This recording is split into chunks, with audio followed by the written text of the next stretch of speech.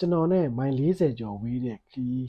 ရွှေညောင်ဟဲဟိုးအောင်မန်းမြို့တွေကိုဖြတ်ကျော်ပြီးသွားရတယ်။အဲ့ဒီခီးကတော့အားလုံးသိကြတဲ့အေးချမ်းတဲ့နေရာလေးတစ်ခုပါပဲ။တပင်တွေကိုချစ်ကြတဲ့မြို့ထင်းရှူးပင်တွေကိုချစ်ကြတဲ့မြို့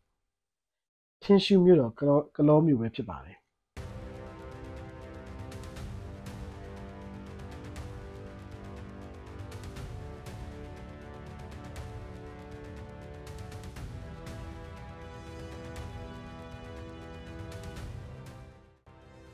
ကလောမြို့ရောက်တော့ကျွန်တော်တကယ်ချင်းပေါ့နော်တကယ်ချင်းနဲ့ Dream Mountain Hotel မှာတဲဖြစ်ခဲ့တယ်။ရောက်တာနဲ့ Cafe Dream မှာအရန်အရသာရှိတဲ့ကော်ဖီတောက်ဖြစ်တယ်။အဲ့ဒီဆိုင်ကမနက်9:00 နာရီခွဲကနေညနေ9:00 နာရီခွဲထိဖွင့်တယ်ပေါ့နော်။ကော်ဖီတောက်ရင်ထိုင်ဖီးလို့ကောင်းတဲ့ဆိုင်လေးတစ်ဆိုင်ပဲ။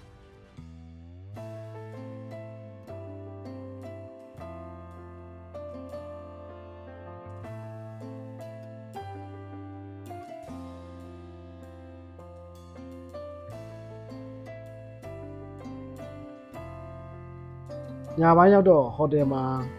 ကြော်လော်နေရာတွေတွေ့တော့စိတ်ဝင်စားရတယ်။အဲ့တော့ဝင်ရိုက်တယ်ဆိုတာဗီဒီယိုဝင်ရိုက်တာပေါ့နော်။အဲ့မှာသူကြော်နေရာကဝက်စင်းခေါ်ကြော်နေတာဝက်စင်းခေါ်ကြက်သားတုတ်ကတော့လည်းလည်းရပါဝက်စင်းခေါ်ပဲအဲ့ညလက်ရကောင်းတဲ့အစားတောက်ကိုစားလိုက်ရတော့စိတ်ကိုကျဉ်းနဲ့စီမိပါလေ။စားတော့မကောင်းဘူးစိတ်နဲ့တက်တဲ့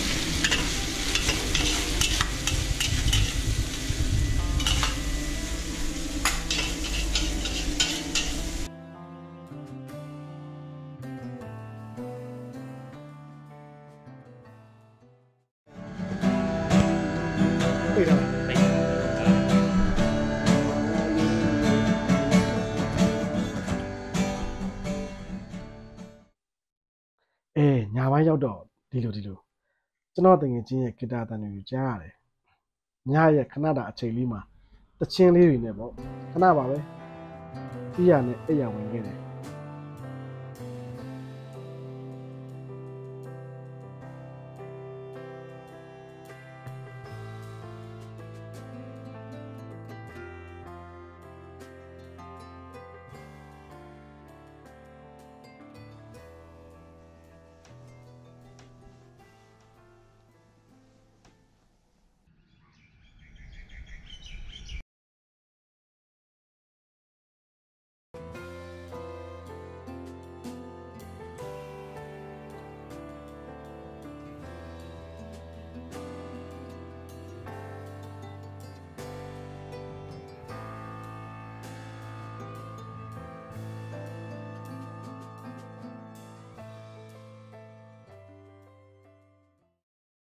မနက်ပိုင်းရောက်တော့ Dream Mountain Resort အပေါ်ဟိုတယ်မှာဟိုရိုက်ဒီရိုက်ပေါ့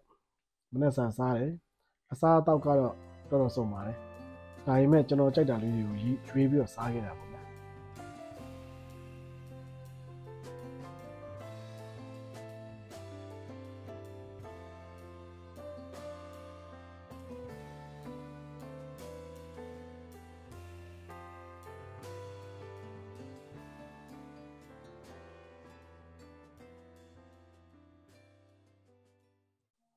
နေ့တဲ့ပိုင်းကျွန်တော်ကတော့အိုးစီတောင်ဘက်ကိုခဏသွားခဲ့တယ်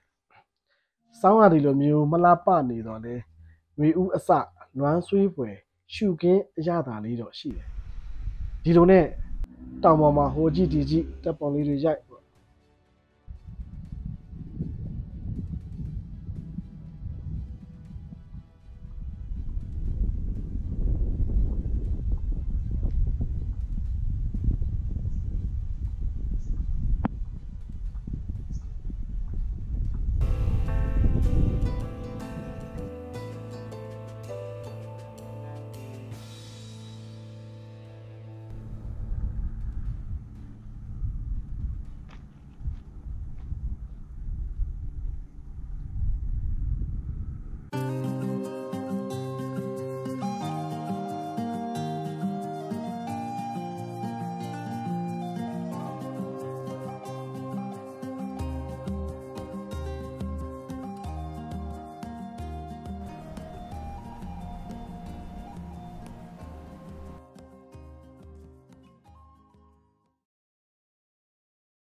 အချိန်ကြာလာတော့ ကျွန်တော်ပြန်လာခဲ့ပါတယ်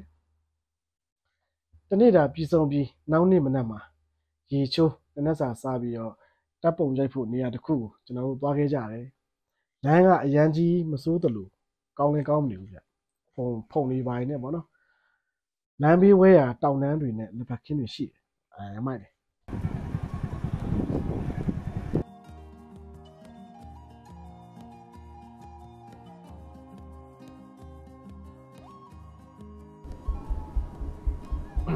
အဲ့လိုနဲ့ကျွန်တော်တို့တပ်ပုံရိုက်မဲ့နေရာကိုရောက်ရှိခဲ့တယ်တပ်ပုံရိုက်မဲ့နေရာရောက်ပြီးဆိုရိုက်ကြတာပေါ့ကျွန်တော်သွားရိုက်ဒီဘက်ကဟိုကရိုက်ကျွန်တော်တို့စိတ်ကူးရဲ့ရှိရာတွေအဲ့မှာရှိရာပုံဖော်ပြီးတော့ကျွန်တော်တို့ရိုက်ခဲ့ကြတယ်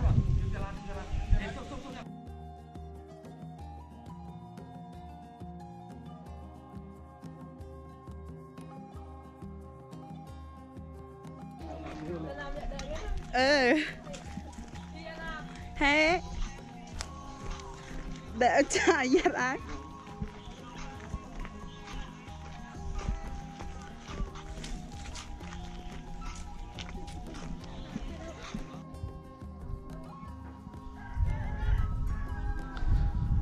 ဒီကြလာပဲငိုလာပြီငိုလာပြီတယောက်တော့ငိုသွားပြီရိတ်တော့ရိတ်တယ်တက်ဖို့မရတုံးနေရိတ်တယ်ရတယ်အနော်ရှုခမလာလားလူရင်းချင်းတော့သမီး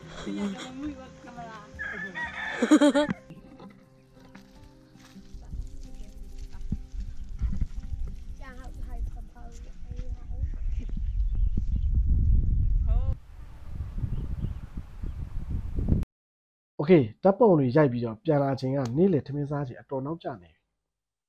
အဲ့ဒါနဲ့ကလောကိုပြန်လာတာနဲ့တငယ်ချင်းညှိုးနဲ့ရွှေကလောချစ်တီးထမင်းဆိုင်မှာ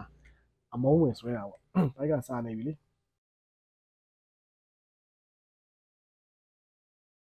တက်လီစာရှင့်ဘဲအောင်ငချောင်းငါစိတ်အုံနောက်ရှင့်ဟာစိတ်သားမှာလားမတခြားမှာလဲဟုတ်ပြီ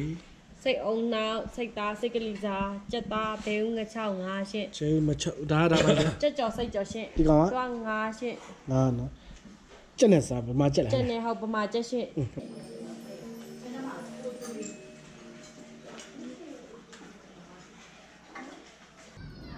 ချစ်သူဆိုင်ကပေကလာဟင်းပေါ့ကလေးပဲဟင်းပေါ့ပေကလာဟင်းပြောပါတော့အဲ့ပေကလာဟင်းအရမ်းမိုက်တယ်ထပ်တောင်စားကျင်သေးတယ်ကဲတပ်ပုံလည်းရိုက်ပြီးပြီစားလည်းစားပြီးပြီဆိုတော့ဟိုတယ်မှာအဲ့ဒီညအိတ်တယ်ကျွန်တော်ကတော့အဲ့ဒီညအိတ်ပြီးတော့တောင်ကြီးကိုပြန်လာခဲ့ပါတယ်ကျွန်တော်နဲ့မိုင်40ကျော်ကခီးလေးဒီမှာနေပြီးဆုံးပါပြီခင်ဗျာ